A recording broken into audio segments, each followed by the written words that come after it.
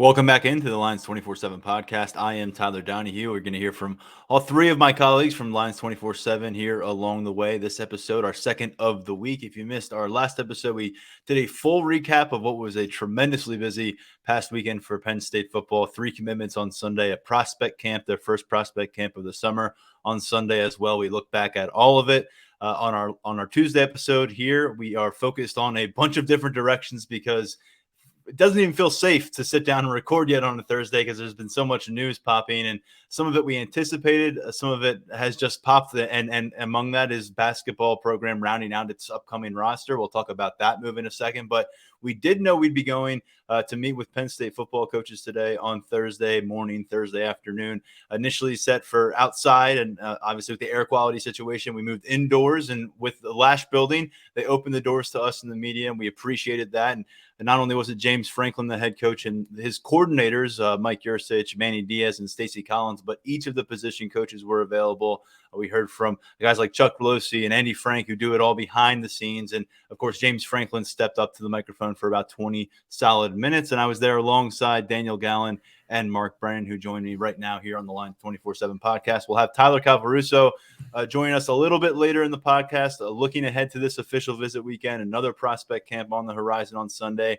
know he has some thoughts on this basketball pickup. I know you have some thoughts on the basketball pickup, yet another transfer edition for that program. But we've got to begin whenever Penn State says, yeah, come on in. We got to start with that conversation. And it was let's call it a summer media session in the Lash building for Penn State. They are about 2 months away from putting the pads back on, getting underway with preseason football. They're now just about 7-8 weeks removed from spring ball. So it feels like they're kind of right in between there, Mark, of when we last saw them, when we're going to see them next. And along the way, as we gain more information about this team, they added a ton of transfer talent in May. And we got news today that they're bringing back some significant talent after injury recovery. So a lot to learn today from conversations with James Franklin and company. Yeah, first of all, I really appreciate them doing this. I mean, this is something that just came about in the last couple of years, and to have Franklin and every assistant and then some of the key behind-the-scenes guys, as you said, is a great thing. It's a little overwhelming when you're in the middle of it, but what great content, not just for today, but, moving forward over the next couple of weeks. To me, couple of things that stood out. You mentioned about the players who were banged up, who it looks like they're going to be, full go coming back, including Theo Johnson. James Franklin was asked specifically about Theo and his minor off the field thing, legal matter, and said that'll be handled, internally the way they always handle that sort of thing. But it didn't seem to me as if he was, I want to put this the right way. That just did not seem to me as if it's going to be something that significantly impacts this kid for multiple weeks or anything like that. So he also said that they felt that they had to do some of their own investigations on that sort of thing, which to me makes sense. I felt obliged to ask if they had settled on a QB1 because that question was not asked after the blue-white game when things got steered in some goofy directions, which was a little bit disappointing. And knowing I was guessing that he wasn't really going to give us an answer, but we really haven't been in this spot where you didn't have a real good feel for who that QB was going to be for several years now. And I think as Daniel has pointed out, kind of behind the scenes, working on some other things, Franklin's only had 3 starting quarterbacks to open the season, so it is kind of a new thing. Yeah, he said, yeah, that's going to be the competition is going to continue. And then he proceeded to give us his breakdown of Drew Aller, making him seem like he's the second coming of, Tom Brady. So I think we all know where that's headed. But I was anxious to see if they had actually made the decision, because some programs do. James Franklin doesn't like to get that out there publicly, and I completely get that. He wants to keep the competition going. So that's something that we're going to be able to monitor throughout preseason camp, but I don't think it's going to be any surprise when number 15 ends up being the starting quarterback.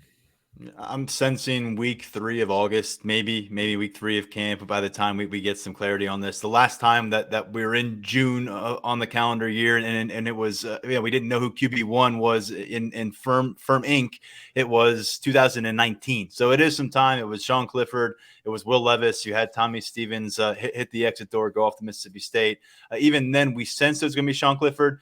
This is not a sense. This is no disrespect to Bo Perbula, who they need to be a very viable option for them. But there is really doesn't need to be a coronation. I think we all know what the deal is at quarterback. And again, the NBC teaser footage that they came to town and shot. They didn't. I don't think they took alternate shots with Bo and Drew. I think when they had their casting call, there was one quarterback on that list based on what we could gather. And I want to go back to Theo Johnson because, look, I was curious when you bring up a guy who is dealing with a legal matter of any issue, and we've seen different varieties here in the last 5-6 years. To Franklin's credit, there's usually not a lot to talk about. And when there is, it's not things that I think most of us would categorize as extremely serious. In this instance, I was curious, if he was going to be short about Theo Johnson, that was going to be kind of a telltale sign of where things were within the program. Instead, he referenced that, and then he said, but let me tell you about who Theo Johnson is becoming in our building. Yeah. A building that, by the way, lost 6 team captains, all 6 of those team captains from last year. We're all wondering who's going to step up. Olu Fashanu named a team captain coming out of spring ball, but who else on offense might get that? And certainly sounds like Theo Johnson might fit that bill based on what James Franklin said today. And that was one of the lead items in your notebook from takeaways from our time with James, Daniel. Definitely. I thought that Franklin was pretty, he had a lot of praise for Theo Johnson and what he's done from the leadership perspective. I had the chance to ask Ty Howell, the tight ends coach, about that as well a little bit later.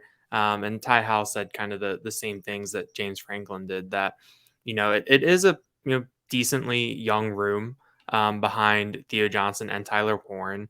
Khalil Dinkins has been around for a while, but he hasn't played a ton. So you've got a lot of young guys like Dinkins, like Jerry Cross. You have Andrew Rappelier and Joey Schlafer in there too. So there is an opportunity for Theo Johnson to really step up, set the tone, and really take on that leadership role in that room. And James Franklin has said, the leadership question has been asked plenty of times this offseason, and we've kind of figured out what the stock answer is. And I think it's a good one and an interesting one, that the leadership is going to be different this year as opposed to last year, that it's going to be more voices that are stepping up as opposed to last year where you had those, few loud voices, guys like Sean Clifford, like Jair Brown, those types of fiery personalities aren't necessarily around this year. So it's going to be, a lot of different guys stepping up and working in their own little areas to kind of,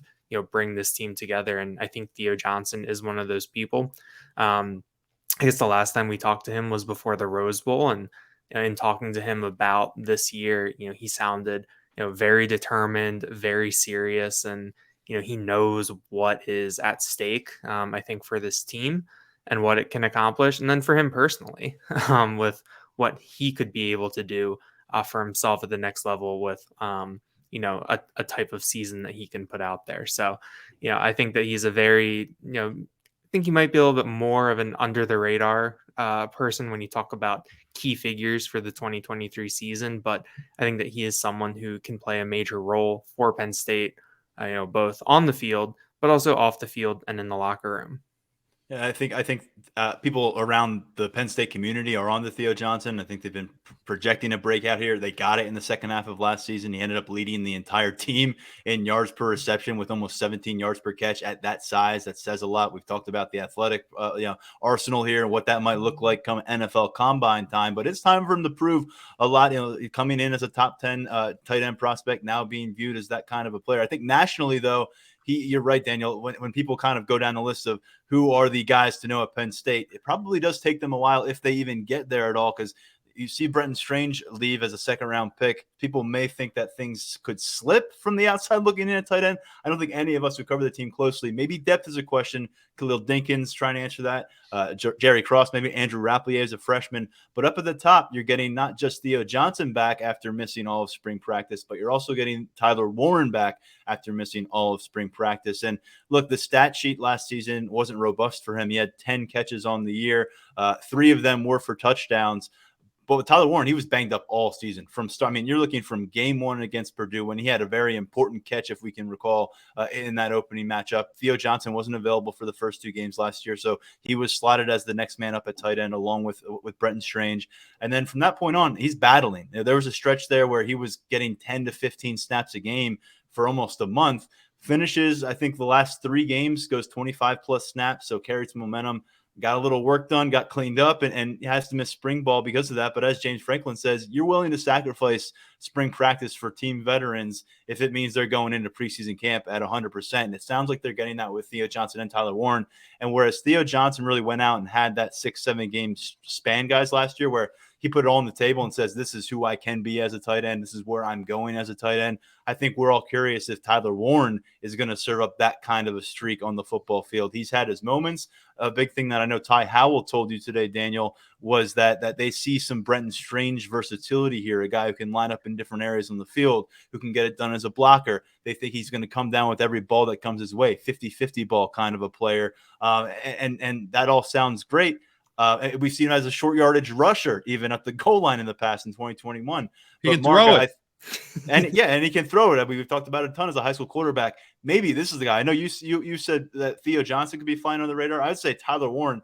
Outside Happy Valley, a lot of people don't know much about this guy, and he seems like, to me, a ticking time bomb. We're running a little bit of short on time with him at year 4 now, but this could be the moment he goes off. And if he doesn't, I think there's talent in that tight end room to push him further. Yeah, I think that Tyler Warren can really, I think it was going to happen last year, but being banged up and being limited might have, made that a little bit more difficult. But I think this year he can really officially graduate from being that gadget player, where I think he got a little bit pigeonholed over the course of the 2021 season. He did really tease some of his receiving ability last year. He had that big long touchdown catch against Minnesota. He's a ton of fun to watch in the red zone with what he's able to do. But Ty Howell did say that he is someone that has flexibility in what he's able to do. I did ask Ty Howell what the strength of the room overall was, and he said flexibility, guys that can do a lot of different things. But I think that with Brenton Strange leaving, he was such a unique player with what he did for Penn State last year, how they used him, how they lined him up. Ty Howell said that everybody in the tight end room gets trained to do that. But I think that kind of role is maybe something that Tyler Warren could really thrive in this year. We've seen that he's a willing blocker. He's really tough, hard-nosed. Ty Howell brought up his football IQ today, former high school quarterback, as Mark said. So he's someone that can really, really make some things happen. And I think that, if Theo Johnson is a little under the radar, I don't know if Tyler Warren's underwater when it comes to attention on him, but that's going to be a really fun room. I'm excited to go back through with what I talked to Ty Howell about today, flesh it out into some stories and really kind of paint this picture for, figure out what we're going to have, what we're going to see at that position come August. And over at Lions247.com, we have a full thread right now with our updates. And as we continue to work our way through, and we had either microphones or we had cameras and we had phones at all different places with these assistant coaches and coordinators. So got to give us a little bit of time to go through some transcribing as we're just settling in here on Thursday, but a lot coming your way at Lions247.com. So we're giving you what we've got to this point. And Mark, that tight end room clearly has the makings of a potentially special group. And you can apply that, it sounds like, to the defensive tackle position, where it has gone from maybe a concern / question mark in the aftermath of PJ Mustafer's departure to now James Franklin taking time. No question was asked. Our good friend Elton Hayes asked the question on an entirely different subject to close out today's media session. And before James Franklin stepped aside, he said, but wait, there's more. Let me tell you about this defensive tackle group. Devon Elise, he really highlighted. Hakeem Beeman, he highlighted. I'm talking about sophomore Zane Durant in there, and just overall the depth he said stood out. And he thinks this could take the defensive unit as a whole to an entirely different level. Mark, what did you make of that? Because James Franklin, normally tight-lipped. I mean, you got to pry information out of him when it comes to praise on position groups, and this one he went out of his way to put the spotlight on. Well, I think sometimes he sees narratives being established and thinks that people aren't necessarily getting enough credit. And this was one where he kind of, when Elton asked the question, which was a good question, I think Franklin had clicked with him that, oh, yeah, I forgot to mention one group of players. But I'm so glad that he mentioned Devon Elise, because if you remember, we did a pod last week, I went through all the D tackles and I forgot Devon. I mean, that was just so stupid. And I eventually remembered it because what did I say? I mean, he's such a dynamic guy, and you can see where he will be an outgoing leader of that group. Keziah Izzard is going to be back and in good shape. And then another guy that you mentioned last week, and Chuck Losey, the strength coach, mentioned him as being a guy who has really, really stepped up and is about to come into his own, is Jordan Vandenberg. He said, I mean, he was really high on him. And when Chuck Losey talks about you, that means that you're getting the job done in the weight room and doing all the things that you need to do. So all of a sudden, you're going from an area that really there were some question marks about, that I think as guys get healthier and they get a little bigger. And Franklin also went out of his way to say Hakeem Beeman is bigger than he's ever been. And I put up a picture from Hershey last week of Zane Durant, and you could tell Zane Durant's as big as he's ever been. And all of a sudden it's looking as if maybe this isn't going to be a liability, but it could be another area of strength. And then you surround it with those DNs. And Chuck Losey was really, he said, three of the guys who are ready to perform at an elite level, obviously, are Chop, Adisa Isaac, and Dennis Sutton. So you have them. And then Franklin ended it by saying, well, last year, linebacker was a big question mark. And now all of a sudden, nearly all of those guys are coming back. And really, for practical purposes, all of your best guys are coming back. That's not a knock on Jonathan Sutherland, but I think he really made his bones on special teams. So now you look at that front seven, and we know what they have on the back end. It's just looking more and more stout the closer you look at it. And those were the two other additions already on the roster, but guys are getting back on the practice field you didn't have in the spring, hitting the front seven. Keziah Izzard at defensive tackle. I've talked about it before. He missed the first month of last season. We don't know why he missed that month. He came back. Smith Vilbert did not. And from that point on, he was entrenched as a really important piece at defensive tackle for this team. Don't overlook him. He was out of sight during spring ball, but we did see him occasionally out there supporting his teammates. Curious to see how he fits in as he returns to this rotation. And then, as you mentioned, the linebacker, you don't lose much at all. And Tyler Elsdon all of a sudden goes from one of those question marks last year to, at this point, at least a known commodity, someone who's been through the Big Ten rigors and a guy who understands what it's like as you go through those matchups week to week. And we don't know if Tyler Elsdon is going to take this starting job and really run with it and distance himself this year, or if he'll lose ground in the process and Kobe King takes a step forward. But that's a competition that bears monitoring. Tamir Robinson, because of Elsdon's absence on the field this spring as a freshman, I think he got more run with the second team than we really anticipated. That included the blue-white game, so that should benefit him.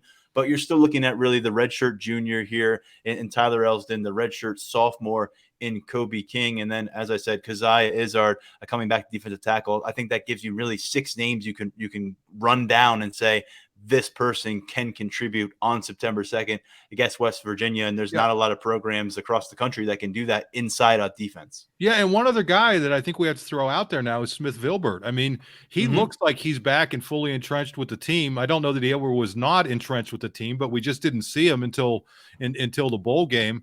But this is a guy, I know we keep going back to the bowl game a couple years ago where he played so well, but if you have that guy functioning at a high level, and he was on the Hershey trip. We saw him outside of Lash going into Lash today. It looks like he was joking around with reporters and stuff. I mean, it looks like he's back as you would hope for his sake. But we were really wondering, is this a guy who will even be with the team? Here he is, and he's a guy who, on top of those DNs that we mentioned, is obviously a guy with experience who can get some things done. And we haven't even thrown out an Amin Vanover and some of these other players who, Zariah Fisher, who have performed well when given an opportunity. And that comes back to another thing that James Franklin said, that they're as deep now as his Penn State teams have ever been. And that would be as any of his head coaching teams have ever been, because I don't think Vanderbilt was probably, especially deep with this level of talent. But I think it speaks to the way they've been able to pile one really good recruiting class on top of another and the work they've done in the transfer portal. Well, I do want to jump into a few more things here, but I think in terms of position coaches, just quickly getting into the two that I spoke to face to face, and then I'll pass the torch over to you, Daniel, as we go a little rapid fire here. Spoke with Phil Troutwine, the offensive line coach. Obviously, completely different situation around his group versus where it was this time last year. Proved a lot on the field last year. The prospects continue to come on the recruiting pipeline, but just focused in on what they've got going. You mentioned how some of the eyeball testing you did at the hospital recently, and just seeing guys around. Drew Shelton, when I saw him on the practice field last Sunday, man, he all of a sudden looks like he's a 22-year-old Big Ten veteran. He showed up here when we saw him last summer walking around as a freshly enrolled lineman. I mean, he looked like a basketball forward. There wasn't a lot of meat on the bones yet. He's now logged at 300 pounds on this roster. And Phil Troutwine says he's essentially getting 10 reps to every 5, right tackle versus left tackle. They're trying to get that learning curve behind him. Competing against Caden Wallace, it's a situation that we talked about. 2 starting caliber, experienced linemen here. One of them is going to have to sit. Maybe you see a rotation in play. But Troutwine went to a little bit further down the tackle spot, and I thought it was interesting. He brought in Javen Williams into the conversation, and he says Javen Williams has every opportunity to seize that number 4 tackle job. And last year that was Drew Shelton. It meant he was waiting in the wings. It meant he was going to play 4 games in redshirt until it didn't, right? And then he was your starter for the final 5 games. So it sounds like they are going into this summer feeling like Javen Williams, 5-star prospect on 24/7 Sports rankings this past cycle, is a guy who can be a factor for them in game day situations at the tackle spot. Alex Birchmeier was another top 100 prospect on the offensive line. We saw him play predominantly at right tackle on the field this spring. We're going to see more of him at guard going into the fall camp. Chimdi Ono comes in as a top 24/7 tackle prospect. They're going to feed him reps in his first semester. And Alex Birchmeier, they feels like a 5-position kind of guy. And just speaking of versatility, before I throw it to you, Daniel, Phil Troutwine really spoke highly of JB Nelson, a year 2 guy at Lackawanna.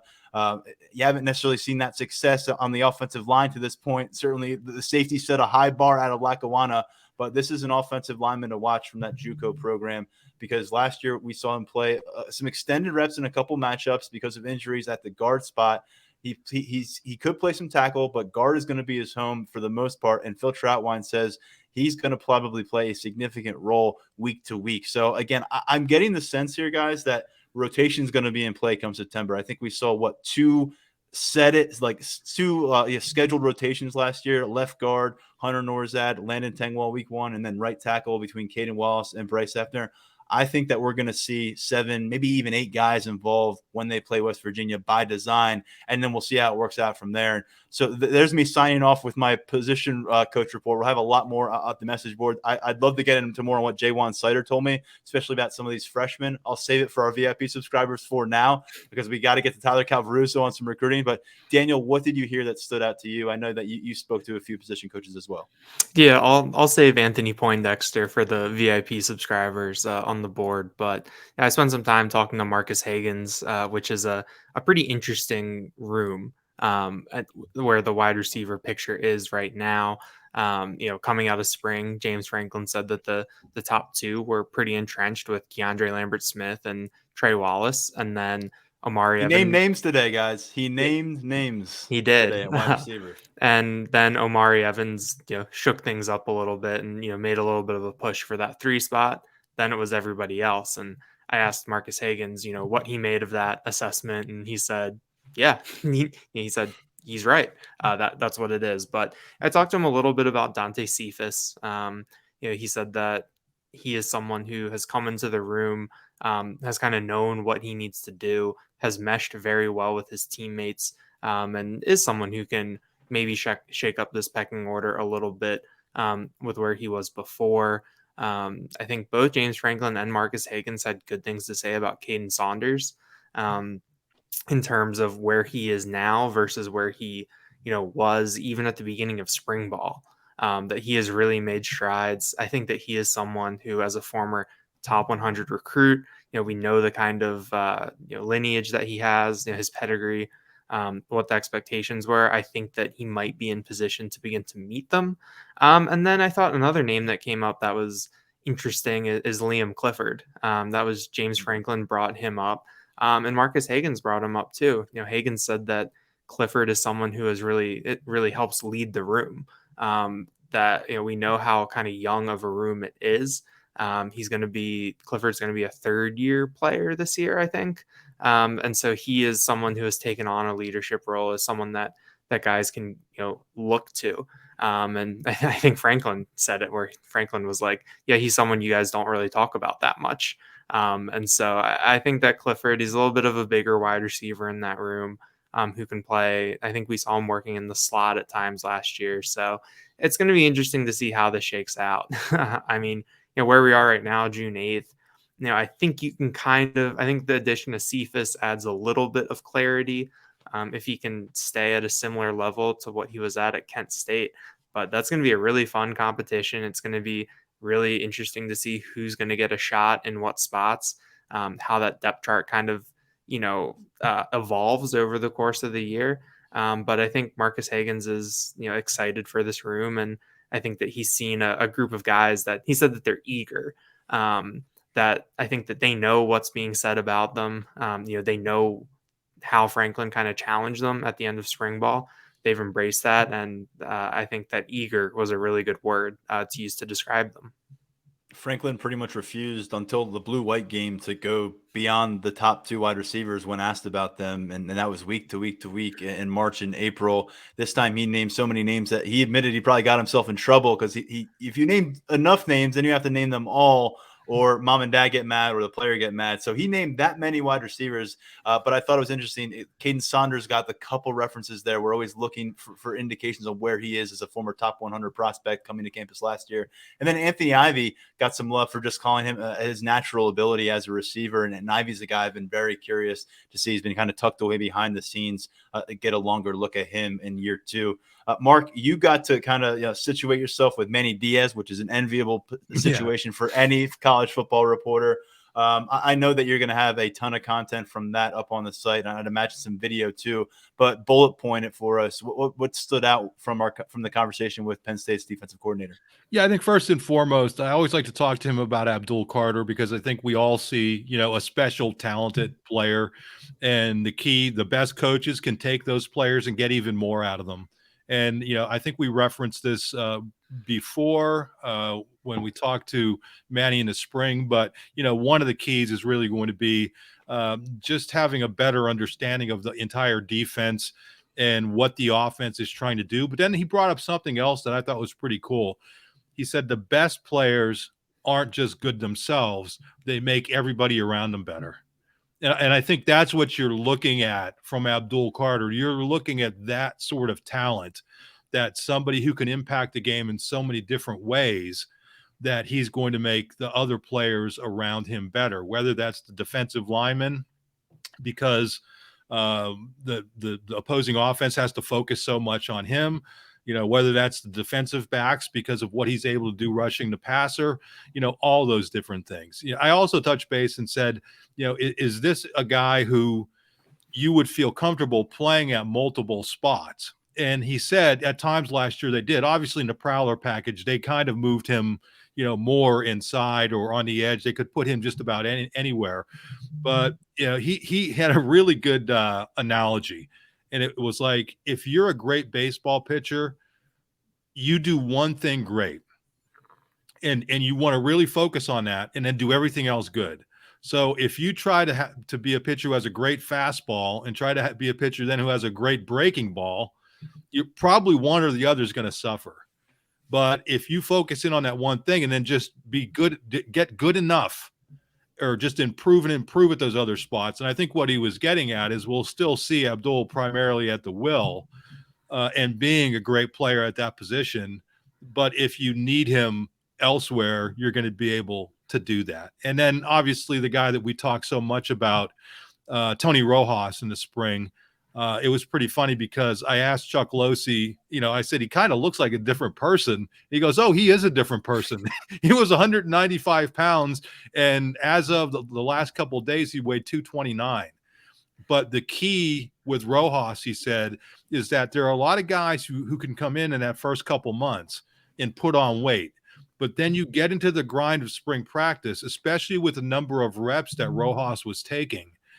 And it's very difficult to maintain that weight. And that wasn't an issue with him. So in talking to Manny about him, he said it didn't matter what weight he came in at.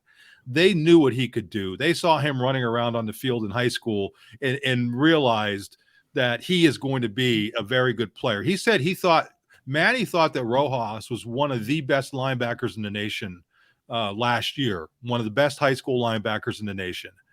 And they felt that highly about him. And that tells you, something. When Manny Diaz is saying that, now he said, did I know he was going to be able to get up to 229, 230 this quickly? He said, I didn't. He wasn't really worried about it, but that's just kind of icing on the cake, so to speak. And then the one last guy that I asked him about a lot of guys, but, Kalen King is kind of flying under the radar here, man. And I know that's tough to say for a guy who's projecting in mock drafts, but you don't get a lot of questions about him. And I said, Manny, when you look at Kalen, what makes him such a good player? And I asked Chuck the same thing, and I asked Terry Smith the same thing. But and I'll do a story on it. But in short, Manny said they don't necessarily have to have all these great numbers and whatever, but he's just cerebral, and he knows where to be, and he's just a super smart, intelligent football player. And then he said something that was really cool. He said, with most defensive backs, the quarterbacks have to worry that they're going to throw the ball to a receiver, and the worst case scenario is the defensive back's going to knock it down. He said with Kalen, the difference is he's a guy who was good enough that he's going to catch it and go the other way. So that adds a whole different dimension to how effective he is. And I think when you're hearing all of these things about why the pro scouts love him, I think, those are some of the things when you get to pick Manny Diaz's brain and hear from him, he has a great understanding. So those are just a few things. I know I went on a little bit there, but with that guy, I mean, seriously, he can explain football to you in a way that even dummies like me can understand, what he's saying. I know a lot of the people in this business think they're coaches. We're not. We're reporters. But he did a great job. And I also want to give a shout out to Franklin. He explained why Drew Aller is so different and why he is so dangerous to opposing defenses. The video is on our front page. And I am just telling you, it is like sitting at a clinic, learning from a coach. And I'm not saying that, blowing smoke, for Franklin.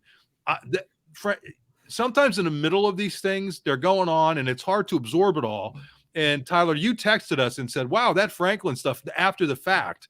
And I'm thinking, geez, I got to go back and look at it. And I looked at it. I was like, wow.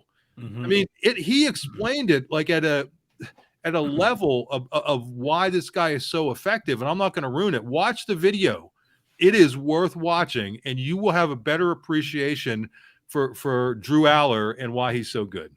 And just to give a quick summation of that, what stood out to me, and just a bite size of what Franklin said, because it was 2 minutes plus 3 minutes. I don't know how long he went on about Drew. It was like 3.5 minutes. Yeah, I think I think it was 4. I saw Rich Scarcella, who asked it at Wegmans after, and he said, I got a great 4-minute, 16-second answer off that one. Well, there you go. What stood out to me was that he says he maintains composure through the chaos.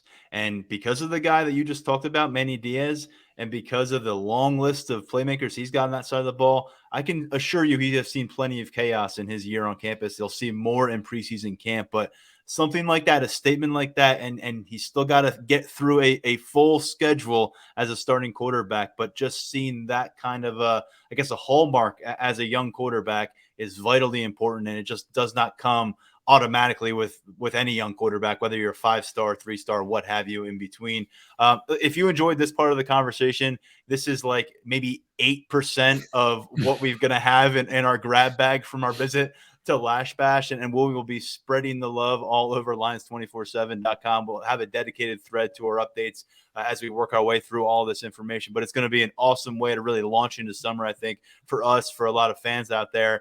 And while we had 25 plus recruiting related stories that were VIP coming out of last weekend between the official visits and prospect camp, Mark, I'll just set the stage for here. We're also going to be piling up football-related VIP content between now and when the season starts. And just another reminder, I'll put it up on a tee for you. Our 60% off deal going on at the moment at Lions247.com through June 15th.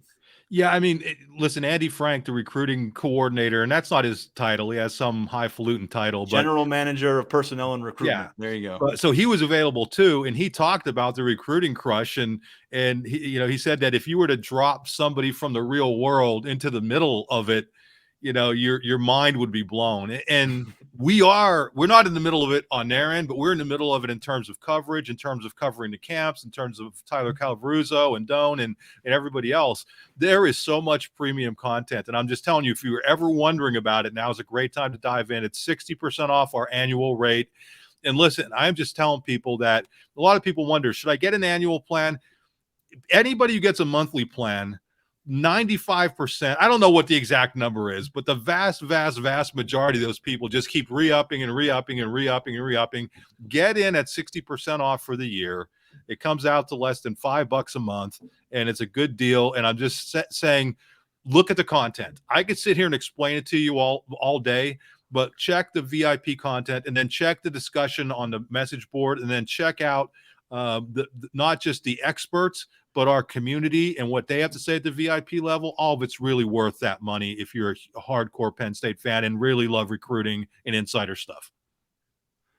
Let's shift gears now and talk about the schedule announcement that came out from the Big Ten just as we were kind of gathering notes for this podcast. We anticipated it. We knew it was going to be part of the conversation. We needed to spend a solid half hour breaking down what we experienced in the Lash building. But Daniel, you had the story, 2024, 2025, big changes on the horizon for the Big Ten Conference. It's expanding out to the West Coast, UCLA, USC coming on board. So there's a lot to dissect with this announcement. Where do you want to start? And you can take it wherever you'd like, sir.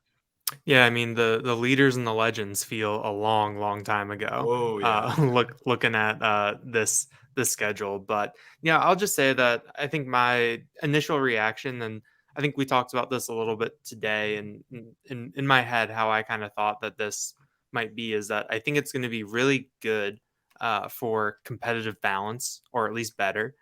Divisions don't exist anymore. The Big Ten championship game will be played between who finishes number one, who finishes number two.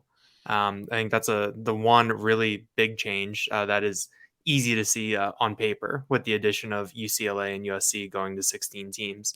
I think that the formula, I think it makes sense. The protected rivalries part of it.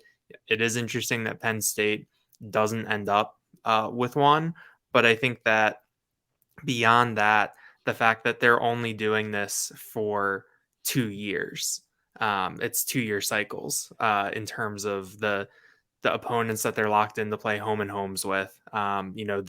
The other opponents are going to cycle through. So I think over, 4-year span, you're going to play everyone home and away, I believe is my understanding to it. And I think that they've given themselves, I think part of it, the ulterior motive between some of this is, are they going to go to 18 teams? Are they going to go to 20 teams? I think that this leaves them with a little bit of flexibility there. But, I remember being a student reporter at Maryland in 2013, and we were in a meeting in Randy Edsall's office, and he gave us a piece of paper that had Maryland's Big Ten schedule through, I think, 2020, maybe even 2022, like whatever it was absurdly, far in advance. And as we saw with COVID, and as we've seen after COVID, you have to make all these changes. The landscape changes. You're adding these Friday night games. You're moving games to Thursdays to open the season. I think that for the Big Ten to kind of, take a step back from that kind of grand vision, and look a little bit, more in the immediate future and, what's working now, what are we going to need to change in a couple of years. I think that's a good approach, but I think that's going to help with the competitive balance, especially for a team like Penn State that was in the East Division. But I also think that it could be a little feast or famine when it comes to the home slates. And I think that, looking at what Penn State has in 2024, at home, you get Michigan State, Nebraska, Northwestern, Ohio State, USC. I think that's a pretty fun home slate. The road games are going to be Indiana, Purdue, Rutgers, and Wisconsin. In 2025, home slate, Illinois, Minnesota, Rutgers, UCLA, which that's intriguing there in the last one. And then on the road against Iowa, Maryland, Michigan, Michigan State, and USC. And that could end up being a decently tough road slate, depending on how things go. But I think that I think the Big Ten needed to do something different, given how things were. I think getting rid of divisions definitely helps Penn State. I think that, not having a protected rival, that means that you're not going to have Ohio State or Michigan or even Michigan State with the land grant trophy, or Maryland or Rutgers, which were two teams that were thrown out there as candidates to be that, protected team. I think it's fine if you don't have that. I think that you'll work your way through the conference. It's not going to be like the SEC schedule where it's like teams have only played each other once in 11 years. So yeah, I think that overall the Big Ten needed to do something. There's always unintended consequences with the way that these things go. I think one of those might be the 2025 Penn State home slate. But I think that Penn State is well positioned to, use these schedules to their advantage. It's the Big Ten. It's going to be tough kind of no matter which way you slice it. But I think that you have some clarity and, you can kind of say what you want about the formula and some of the terms used in it. But I think that it's good that the Big Ten is going to be cycling these teams through so they play each other more often, and that they have some more unique matchups. But the one that jumps off the bat right away, USC coming to Beaver Stadium in 2024, and then Penn State going to the LA Coliseum in 2025. I think that that's really fun to have on the schedule right off the bat with USC and UCLA coming in. Yeah, totally different realm we're entering here. We're going to see Texas and Oklahoma popping up on the SEC schedules. It's going to be wild stuff all around. Look, we talked about it before we recorded, but this is validation, I guess, for that hashtag unrivaled brand that Penn State likes to bill itself as. They're the only team in the Big Ten that doesn't get one attached to them. But Mark, I mean, look, things are going to be changing. There's not going to be any more land grant trophy at stake every season. That beautiful beast will have to spend some years locked away. My every other year pilgrimage to Piscataway is off the table. I'm going to have to find another way to indulge in my favorite crappy food from Piscataway, New Jersey. What stands out to you about what changes loom on the horizon? I reached out to Ryan Abraham, the publisher of USCFootball.com, who I've known for a long time. We used to do NFL Network stuff way back in the day. And I said, man, this is real. Like, this is real now. You know what I mean? It's yeah. And he's like, whoa, yeah, because it's like, because I caught wind that they were probably going to be playing USC. And I'm like, yeah, before the announcement came out, I'm like, Ryan, I think you're going to be out here. And, you and your staff going to be traveling out here next year. Then I'll be out there. I'm going to bring a jacket, Mark. Make sure they bring a jacket. Yeah. Yeah, exactly. Big Ten country. His first question is like, how far are you guys from Pittsburgh? Like everybody thinks we're close to one of those cities, Like, well, how far are you from Sacramento? But, no, I mean, that's my first thing. And then the other cool thing is, UCLA coming here, as bad as that home schedule in 2025 looks like. I reached out to Tracy Pearson of the UCLA site and said, I think he could probably almost already stamp that UCLA game in 25 as the whiteout, right? I mean, I think it was, as you look at that. So, those parts of it are cool. I've always had a long-running joke because my late great friend Pat Boland always loved overblowing the Land-Grant Trophy. But seriously, was that ever really a rivalry? No, it wasn't really ever a great rivalry. So when they dust it out, we'll still have fun with the LGT. And just because I was wondering, I reached out through to one of Pat Kraft's, to the Chris Peterson, who handles his media requests, and I said, can we get a comment from Pat on why Penn State doesn't have a protected rivalry? And I got back, and I think this is fair to say, I don't think I'm breaking any confidences. We don't have any comment. I recommend you reach out to the Big Ten. And I sent back, I said, I cannot believe Pat Kraft has no comment on any subject, jokingly, tongue in cheek, but I get where they're coming from. So it is, that part of it's a little bit weird that they didn't find somebody, but I do like the flexibility that it gives Penn State moving forward. And so that, do you want to have a protected rivalry with, one of these two guys' alma maters, the Rutgers? Are we all on the same panels? If I'm doing that, it's going to look stupid if I'm in a different panel for somebody.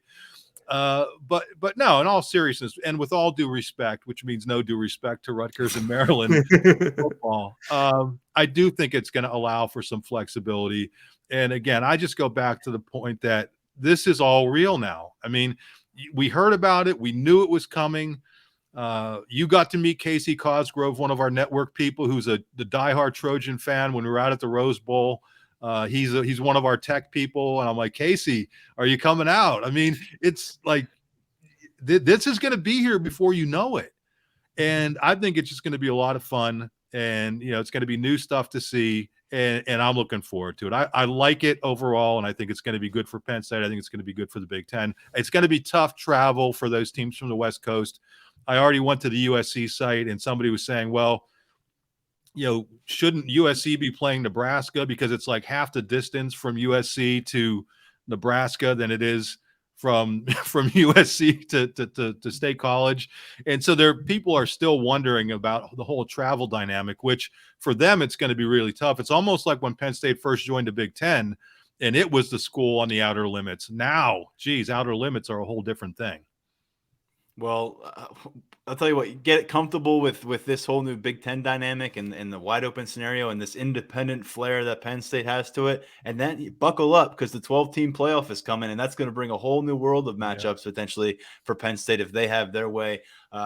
It's going to be fun. It's going to be a lot of exciting matchups to cover. I'm looking forward to it. I know you guys are too. But before we get too far ahead of ourselves, one of the more urgent matters here in June 2023, if you ask anybody who works within Penn State Athletic Department, is NIL. And Mark, we saw an announcement around 3 p.m. this afternoon, one that we had anticipated, regarding the merge of the two big players thus far on the Penn State NIL landscape. Naturally, there's going to be some questions about how these two groups embrace one another and how they form a new identity together. But what have you gathered from this, and what do you make of this move and the timing of it? I want to choose my words carefully, but I think there are a lot of really well-intentioned people involved with both groups, and a lot of people who are willing to invest a lot of money. And I think they want to keep everybody happy, which I think is a good thing. It's going to be key to have the right leadership in there, because we saw, a couple months ago, there was some sniping going back and forth between different people, and they just have to get past that. And to me, I think everybody just has to kind of band together, and you have to realize that if football isn't really taken care of on the NIL front, the trickle down is going to be that it's going to impact all of the other sports, all of the other non-revenue sports, in a negative way. And I think that's just a reality. You can't treat all 30 whatever sports the same way. Does that mean that all of the sports don't deserve to have NIL opportunities? No, every sport deserves to have NIL opportunities, but you better have everything straight with football first and foremost, so that program is able to carry the load that it has to carry, which is essentially paying for every other sport in the athletic department outside of men's hoops, and to a lesser extent hockey, which I think is sort of endowed. So, it's key, and I hope everybody's like Franklin said when he first got here, pulling that rope in the same direction.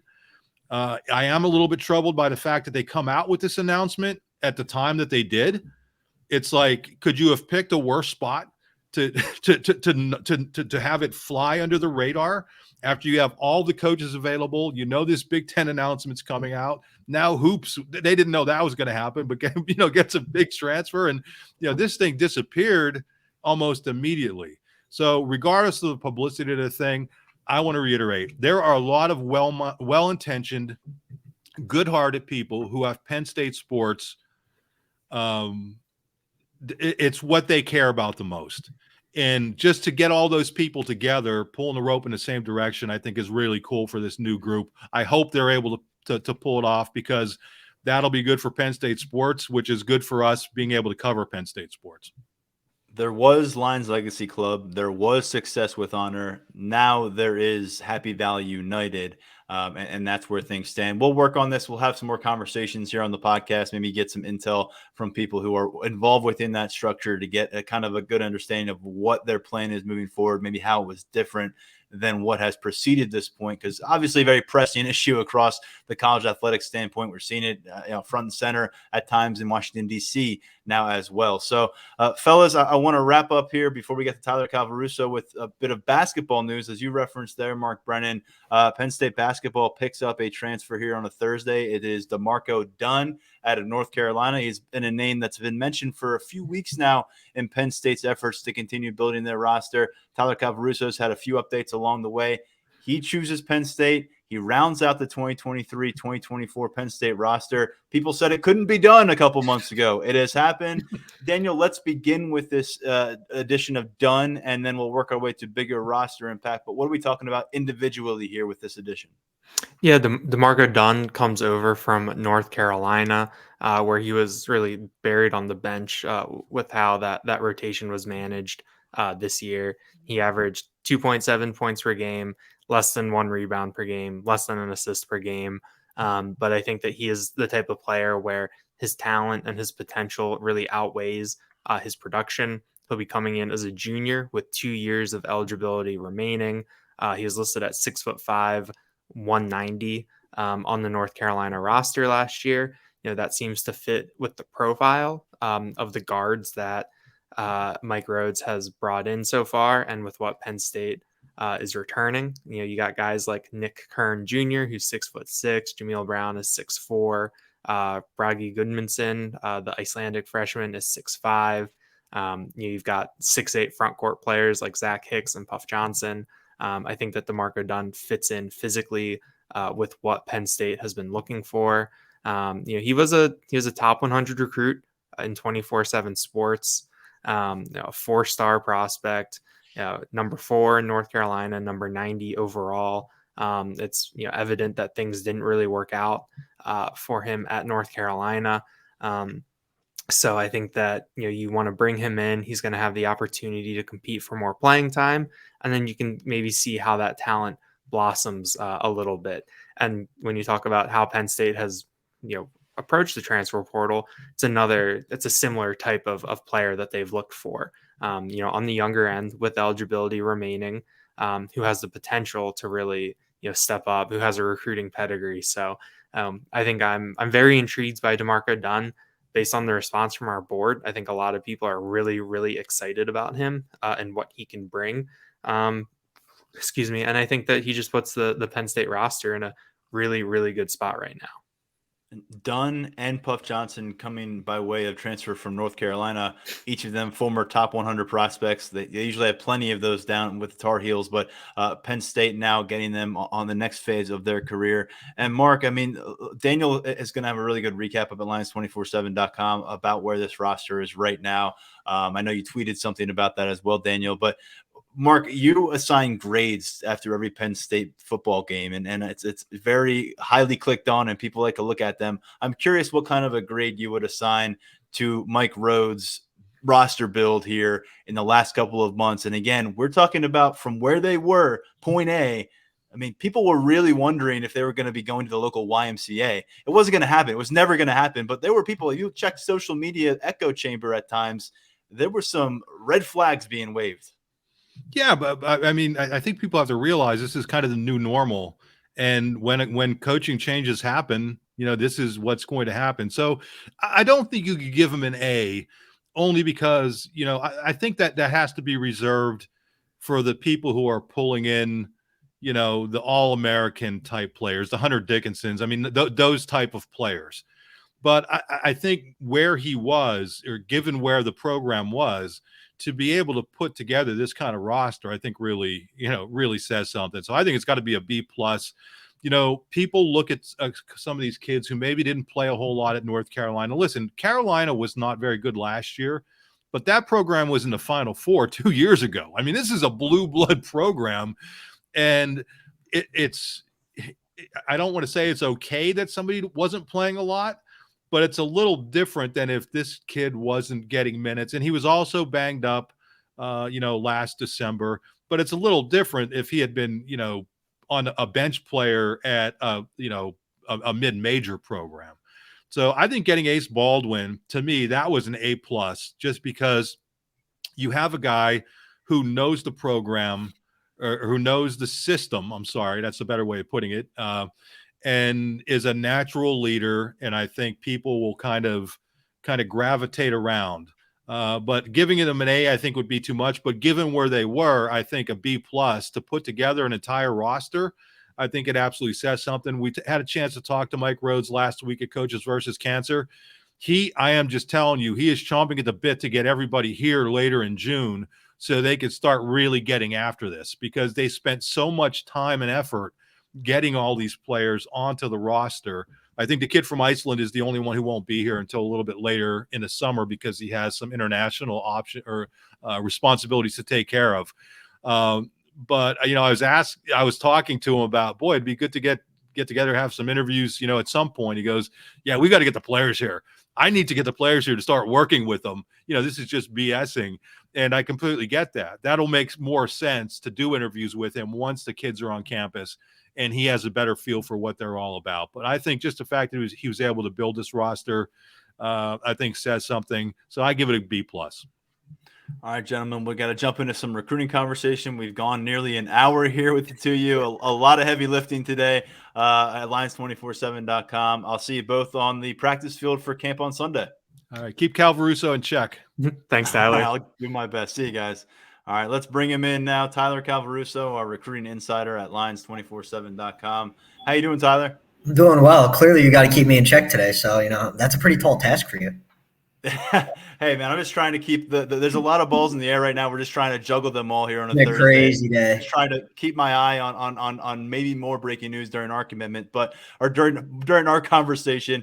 Look, we have a few things to go through here. I want to jump into some of the things we heard today from Penn State's general manager for player personnel and recruiting, Andy Frank. Some really interesting things about this month of June and the recruiting calendar overall. Official visit weekend right ahead of us, another camp right ahead of us. But I want to give you a chance to weigh in on the addition of DeMarco Dunn as Penn State finishes off its 2023-2024 roster. You've been tracking this one. You've had a couple stories as his recruitment process has developed in the transfer portal. What's your take on how this one got done for Penn State and what exactly it means to punctuate this roster build? It's probably a better gift than people realize, just because they look at Dunn's numbers and they see that he didn't play a whole lot for North Carolina.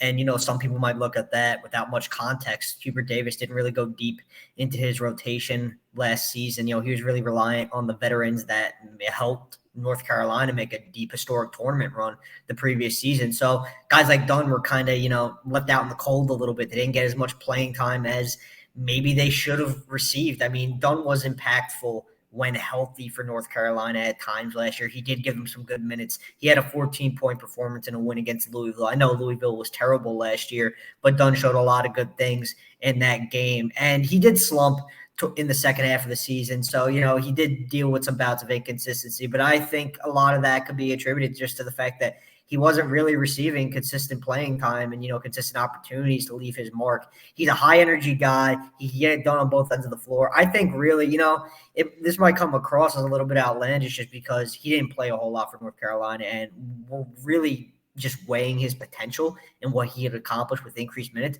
But I think he has the chance to go down as the second best transfer addition from this transfer portal haul, really with Ace Baldwin being the only other guy ahead of him. Maybe Nick Kern has a potential, but I just really feel like Dunn is a former top 100 recruit. I mean, if UNC is signing you got to have a pretty high level of talent. That's just the way the Tar Heels operate. I would say this is a pretty high quality get for Penn State. And I think fans are going to come to really like what Dunn has to bring to the table. He's got multiple years of eligibility to develop and show himself playing in Penn State's backcourt for Mike Rhodes. Yeah, it's nice to not have to get it all accomplished in 1 year with the program you transfer to. You can kind of settle in and grow within the program. That's what they think they have here in Dunn. We'll track the basketball team's growth as well. But, of course, here on the show and over at Lions 24/7, it always seems to circle back to football. We've got another big recruiting weekend on the horizon here. Tyler Calvaruso, the last one, produced 3 commitments by the end of Sunday. What do we have in store this week? Let's start with the couple headliners. Give us 2 names that are at the top of your board that you'll be watching the closest.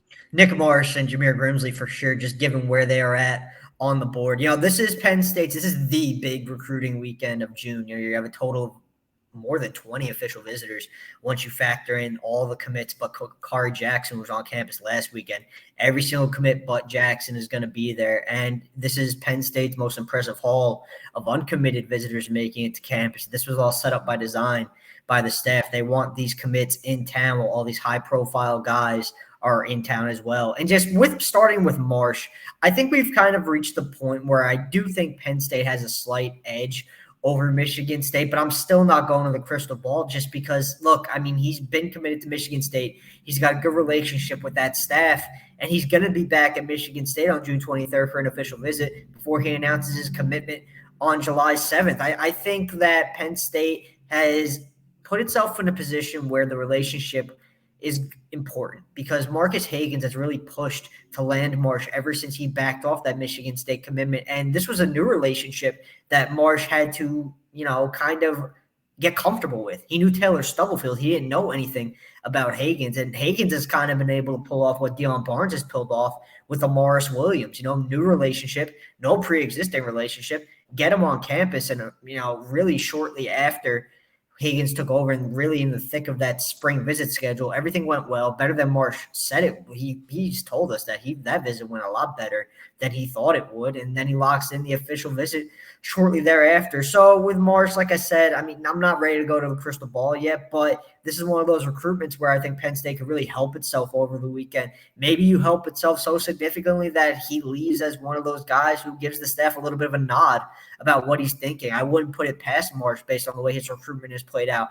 And with Grimsley, I mean, he's the top remaining cornerback target at this point for Terry Smith. Terry Nicholas is going to be on campus June 16th, and he's a really intriguing cornerback prospect as well. And Penn State just had Sione Lalea on campus, the junior college product, for an official visit, and things went very well there. But make no mistake about it, Grimsley is the top guy on the board for Penn State at cornerback. And with one more spot left at the position, the staff feels it's kind of pertinent to put itself in the best spot to land him. I think they're already in that spot, but the staff definitely wants to improve its standing this week. And the big thing with Grimsley is, he's a Florida native, and I do think that Florida State is kind of I would call them a sneaky contender to land Grimsley. I think they've got some juice there, but Bama is the school that I'm keeping an eye on. Alabama, I think, has a really good case to land Grimsley. And I mean, it's Alabama. It kind of speaks for itself. Everyone knows what they've accomplished and with their reputation of putting DBs in the league. So there's definitely plenty of intrigue there as well. I think this is a Penn State-Bama battle right now. I think Penn State has a slight edge heading into the official visit. Grimsley has already had a very productive multi-day stay at Penn State during the spring. He was on campus for a couple days, and things went very well. So I think now that he's going to be making back with more of his family, that group gets the chance to get comfortable with Smith, as comfortable as Grimsley already is, get to know more of the staff, get more insight into what life at Penn State is like as a student athlete. I think that's going to be a pretty big selling point for Grimsley this weekend. So those two, those are the 2 biggest names, I would say, in my opinion. I've got more for you. Don't worry. There's a lot more. Yeah, those are I've the 2 big more ones, though, standing out. Grimsley, a long cornerback, 6'3", out of Tampa Catholic in Florida. When we just started really focusing in on him in some of these recruiting conversations back in late winter, early spring, I don't think he had a ranking yet. Now he's a top 200 overall prospect a number 16 cornerback in the 24/7 sports rankings. And then Nick Marsh, another big-bodied 6'3" talent at receiver, a top 24/7 prospect as well out of Michigan. And as you referenced, the Spartans would like to get him back in the fold, but they are having a tough go of it right now, I think, in selling what they are putting together, not just as a program, but as an offensive passing scheme. So to sell Marsh versus what Penn State might be able to put out there, you'd probably like that head-to-head matchup right now, even with the Michigan State, with the Michigan native. Definitely. Versus going head-to-head with Alabama. That's always tough. And Penn State has done it. They don't deny Dennis Sutton's a guy that they would have loved to have. Elliot Washington, of course, top 24/7 cornerback that they signed, was a member of Alabama's recruiting class last year, but that's always going toe-to-toe with the heavyweight right there when Nick Saban's in play. Let's get into some of the other names, because one of which that we've talked about a lot is a 5-star and Waller and Jamonte Waller out of Mississippi. And it's for a while been saying, wait, Penn State's like the leader here? How is this happening? How does this work? We've got to bring it up to speed. There's been some movement.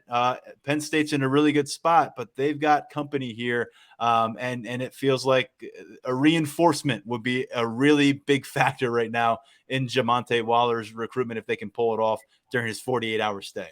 It's crazy to think about, Waller being a 5-star edge rusher, and I didn't even mention him among what I think are the two most important visitors this weekend. It just speaks to the quality of the weekend.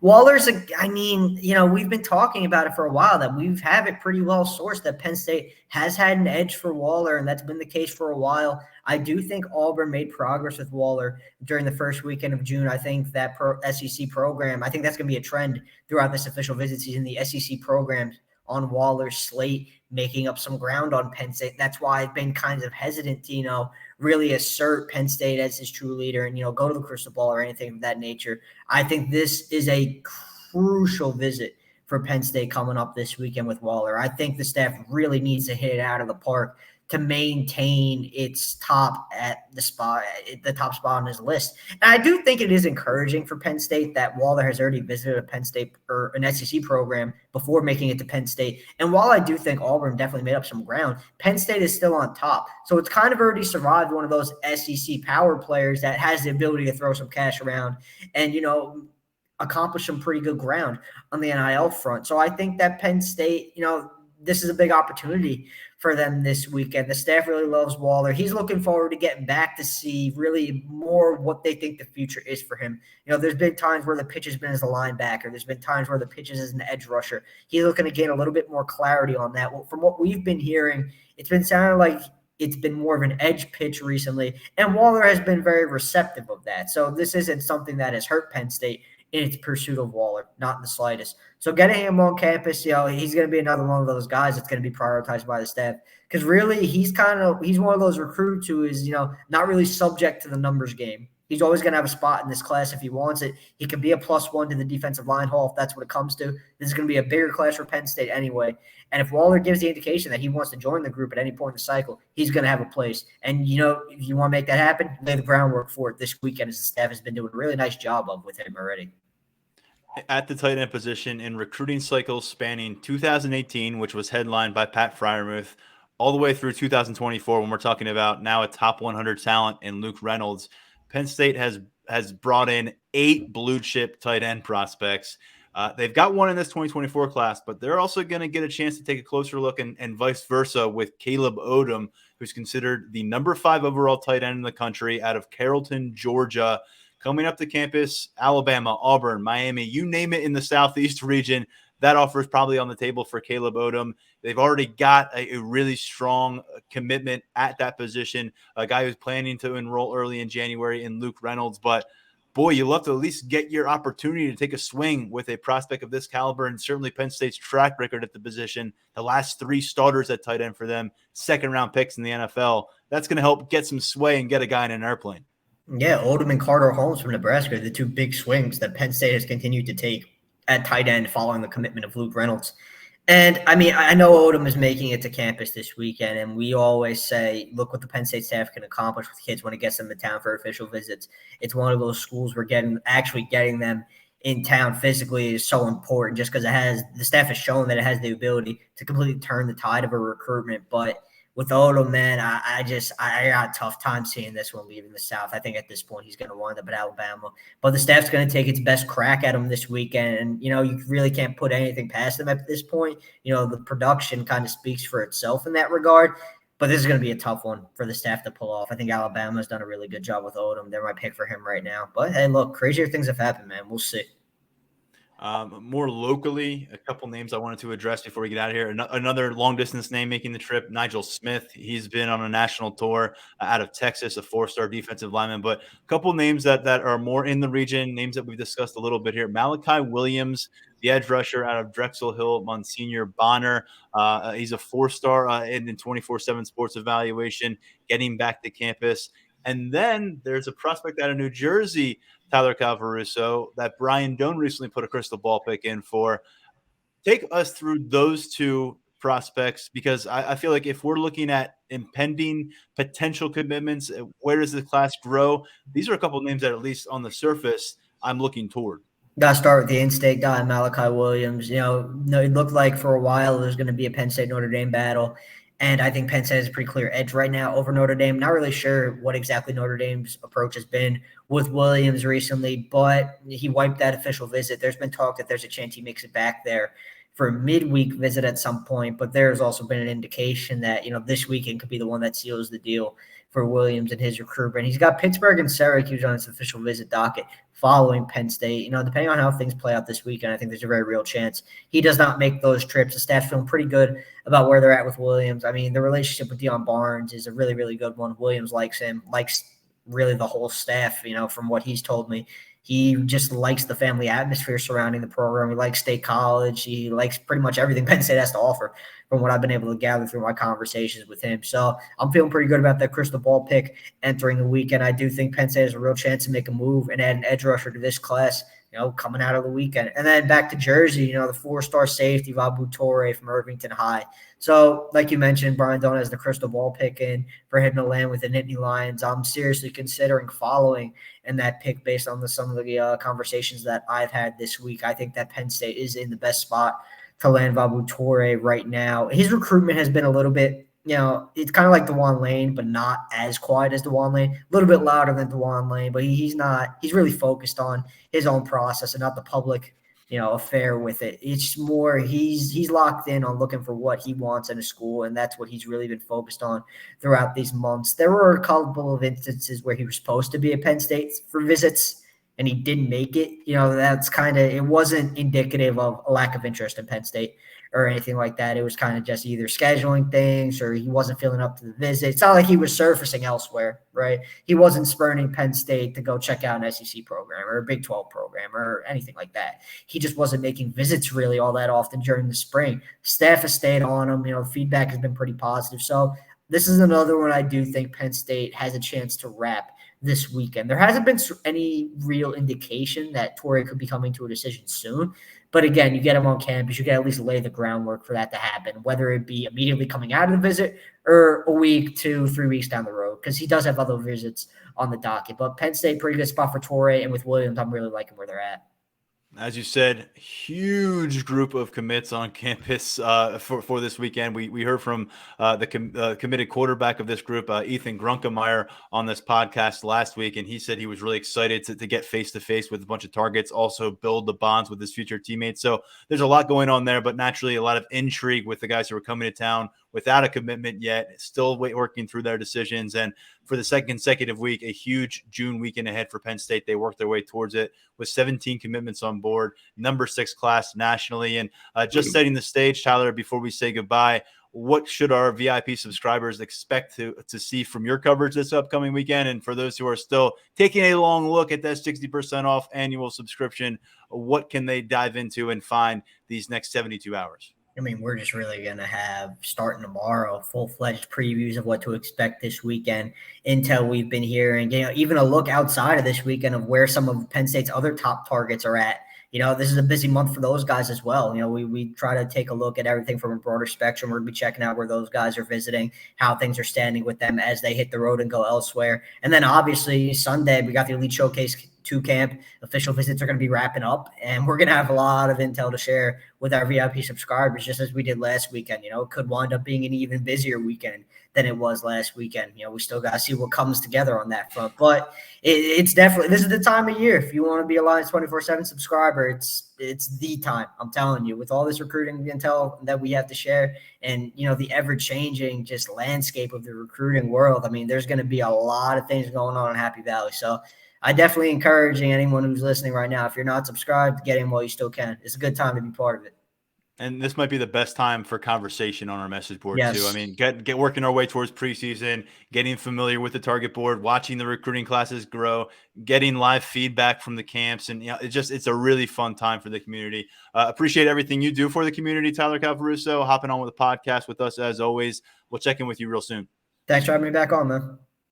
All right, great stuff from my colleagues at Lions247.com, Mark Brennan, Daniel Gallen, Tyler Calvaruso. Very fortunate on a day like this where it feels like a news frenzy and you're trying to figure out what to talk about, that you can lean on teammates like them and get to the finish line. About an hour and 15 minutes of audio we sent your way here. So hopefully that takes you into the weekend on a high note. You can start to smell the football in the air a little bit as we work our way towards those early August practices. The schedule now in place for not just this season, but starting to get a look at what the new Big Ten era might look like. A lot of coverage on that at Lions247.com. And as Tyler just referenced, a ton of recruiting content coming your way between the 15 plus official visits and all of the camp action that'll be happening on Sunday afternoon here in Happy Valley. For now, stepping aside, I am Tyler Donohue. We'll talk to you real soon right here on the Lions 24/7 podcast.